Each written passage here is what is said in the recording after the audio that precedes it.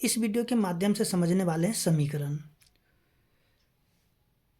देखिए यहाँ जो सबसे पहले दिया गया है एक चर में रैखिक समीकरण। तो सबसे पहले हम लोग यहाँ पे जो एक चर में रैखिक समीकरण है इसको कैसे हल किया जाएगा उन सभी को समझेंगे। देखिए समीकरण का जो सवाल होता है ना वो सभी अध्याय में लगभग रहता ही रहता है, यानी कि एक दो प्रश्न आपको समीकरण से सवाल मिलेगा ही मिलेगा। तो देखिए आप जो इस वीडियो को ध्यान से समझिएगा, अगर आपको समीकरण सीखना है तो आप हमारे साथ बने रहिए। आपको जो यहाँ पे बिल्कुल ही बेसिक से ही यानी कि सिखाया जाएगा, ठीक है। तो देखिए सबसे पहले हम लोग यहाँ पे देखेंगे एक चर वाले रैखिक समीकरण।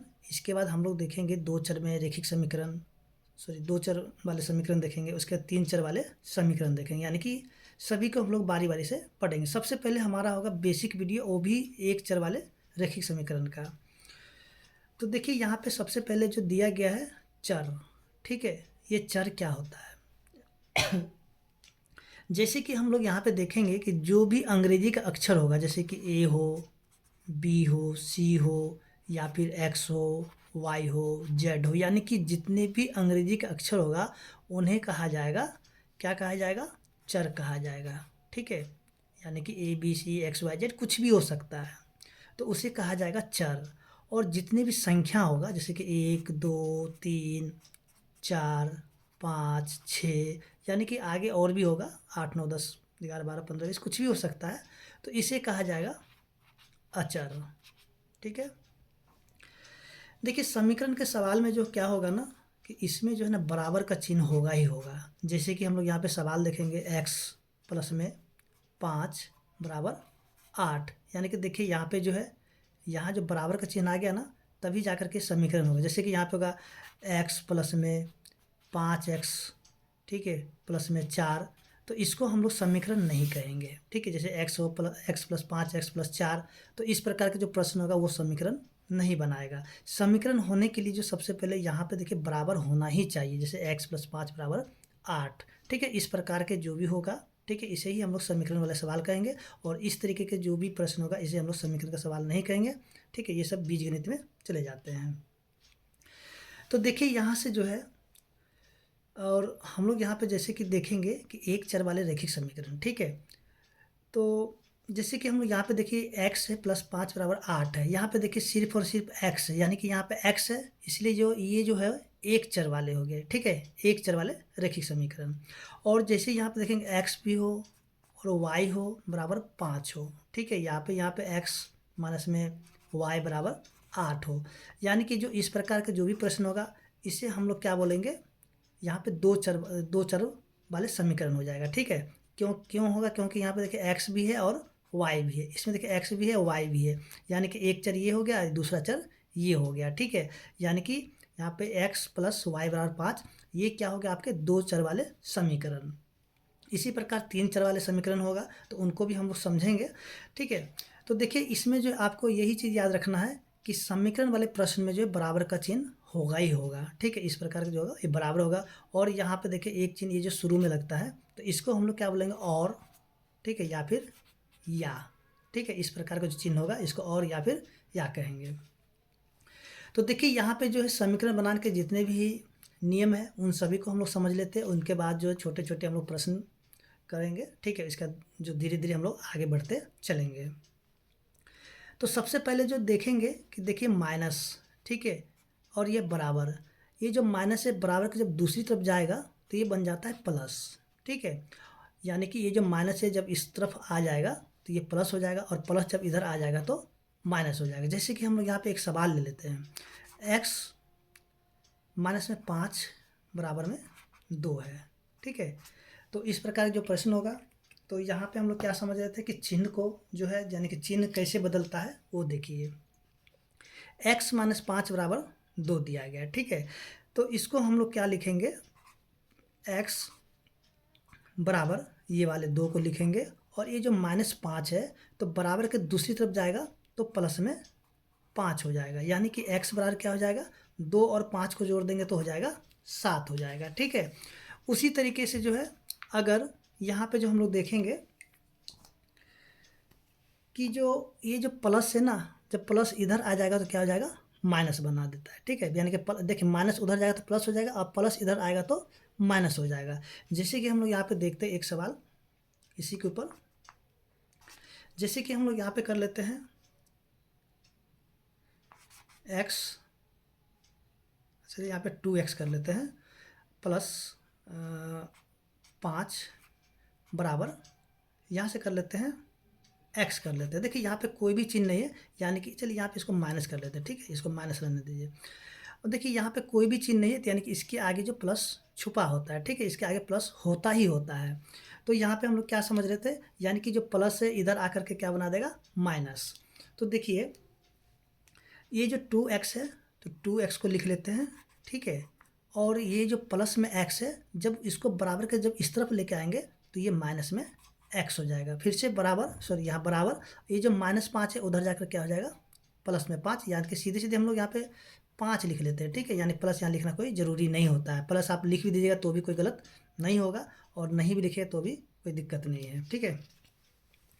तो देखिए यहाँ से जो 2x में से जब एक x को घटा देते हैं तो यहाँ पे क्या बच जाएगा, एक ठो x बचेगा बराबर में, और ये वाले 5 बचेगा। तो यहाँ पे हम लोग क्या देखें कि देखिए जब माइनस जो है बराबर के उधर जाएगा तो प्लस हो जाएगा, प्लस जो है उधर से जब इधर आएगा तो क्या हो जाएगा, माइनस हो जाएगा। इसी तरीके से हम लोग जो आगे समझते हैं,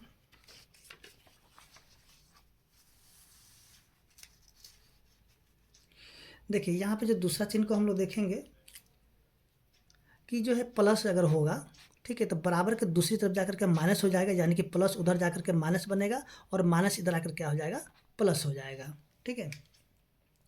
तो देखिए यहाँ से जो है इसको हम लोग बनाते हैं, जैसे कि हम लोग एक प्रश्न ले लेते हैं इसके ऊपर, जैसे कि यहाँ पे एक प्रश्न यहाँ पे भी देखते हैं, x प्लस में 5 बराबर 7, ठीक है। तो यहाँ पे क्या है कि x प्लस 5 बराबर 7 दिया गया है। तो देखिए यहाँ से x को सबसे पहले लिखेंगे बराबर 7, और ये जो प्लस 5 है ना, तो यानी कि प्लस उधर जाकर क्या होगा, -5 हो जाएगा। इसी तरीके से यहाँ पे x बराबर क्या हो जाएगा, 7 में से 5 को घटा देंगे तो क्या बचेगा, 2 बचेगा, यानी कि x का मान कितना निकल गया है, 2 निकल गया है। अब देखिए ये जो हम लोग देखेंगे कि यानी कि माइनस जो उधर से इधर आकर के क्या हो जाएगा, प्लस बना देगा। जैसे कि हम लोग यहाँ पे एक प्रश्न ले लेते हैं इसके ऊपर, जैसे कि यहाँ पे हम लोग कर लेते हैं x, चलिए यहाँ पे x, चलिए यहाँ पे कर लेते हैं 2x बराबर,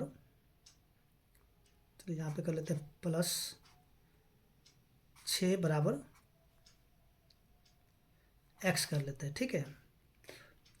तो देखिए यहाँ से 2x है, तो इसको हम लोग क्या करेंगे, यहाँ से लिख लेते हैं 2x, सॉरी यहाँ पे ये जो माइनस है, ठीक है, ये माइनस है यहाँ पे, क्योंकि यहाँ पे माइनस को इधर लेके आना है, तो इसलिए यहाँ पे -x हो गया।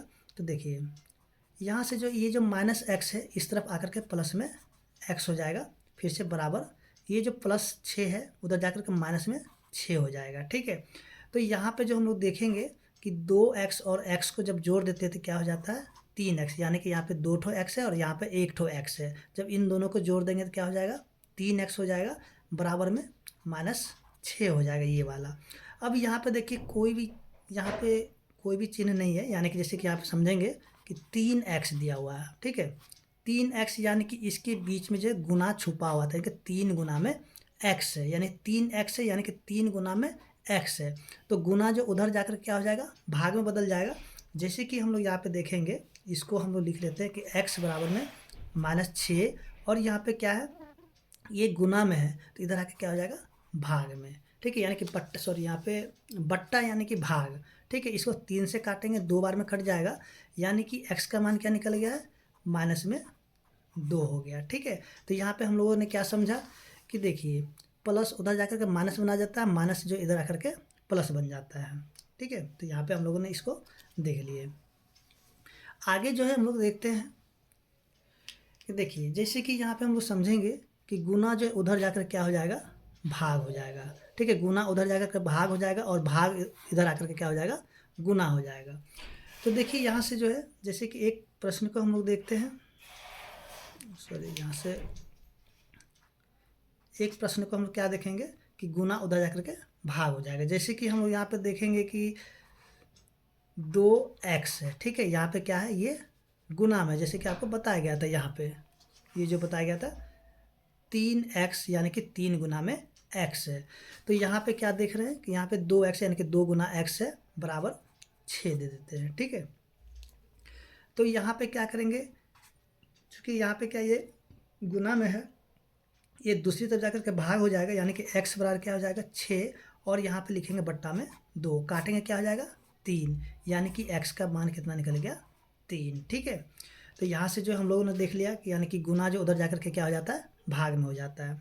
देखिए आप एक चीज़ ध्यान रखिएगा, जो ये जो होगा ना, जैसे कि जिसके साथ x हो, a हो, b हो, c हो, हमेशा क्या होगा बट्टा के नीचे में ही रहेगा। ठीक है, कोई कोई बच्चे गलती कर देते हैं कि ये जो 2 को ऊपर लिख देते हैं और 6 को नीचे लिखते हैं, तो वो गलत हो जाता है। ठीक है, ये इस तरह से अगर हम लोग लिखते हैं जैसे कि x बराबर में 2/6, तो ये आपका गलत हो जाएगा। ठीक है, ये क्या हो जाएगा गलत हो जाएगा। ठीक है, ध्यान रखिएगा इसको। आपको जो जिसके साथ x हो यानी कि जो भी चर होगा अगर इसमें लगा हुआ तो हमेशा क्या होगा नीचे ही रहेगा। इसके बाद जो हम लोग देखते हैं कि भाग जो इधर आकर के क्या हो जाएगा गुना हो जाएगा। जैसे कि इस पर हम लोग एक ठो प्रश्न ले लेते हैं, जैसे कि हम लोग यहाँ पे कर लेते हैं, यानी कि भाग वाले को लाना है, यहाँ कर लेते हैं x बराबर में 2/3, यानी कि 2/3 यानी कि ये भाग में है। ठीक है, तो ये जो 3 आकर के इसके साथ गुना हो जाएगा। तो देखिए यहाँ पे जो है इसको हम लोग थोड़ा सा 1 मिनट दूसरा प्रश्न कर लेते हैं। तो देखिए यहाँ जो है जैसे कि 3 बराबर x/2 यानी कि x भाग 2। ठीक है, तो ये जो है यानी कि 2 यहाँ पे क्या है भाग में है, तो ये दूसरी तरफ जाकर क्या हो जाएगा गुना में। तो इसको हम लोग क्या लिखेंगे 3 गुना में 2 बराबर x। ठीक है, यानी कि इसको हम लोग लिखेंगे, चलिए x को हम लोग पहले भी लिख सकते हैं, कोई दिक्कत नहीं है, 3 दूनी 6 यानी कि यहाँ पे गुना हो जाएगा। या फिर आपको इसको ऐसे भी लिख सकते हैं, यानी कि 6 बराबर x, यानी कि यहाँ पे या तो इस तरीके से लिखिए चाहे यहाँ पे इस प्रकार से लिख लीजिए। तो यहाँ पे हम लोगों ने ये देखा कि यानी कि जो है गुना जो है यानी कि गुना उधर जा कर के भाग हो जाता है और भाग इधर आकर के गुना हो जाता है। ठीक है, यानी कि अगला भी उसी प्रकार से, जो कि यहाँ पे हम लोग देखेंगे जो अगले वाले हैं।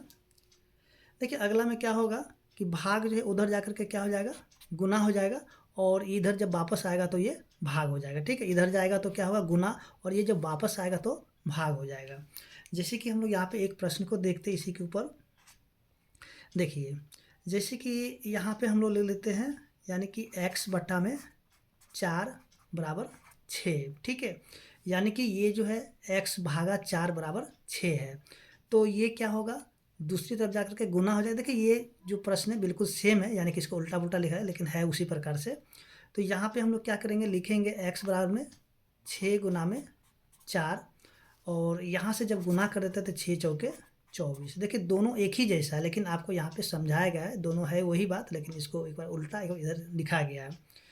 तो देखिए अगर यहाँ पे जो है दूसरी तरफ क्या होगा गुना में होगा, तो इधर आकर क्या हो जाएगा भाग में हो जाएगा।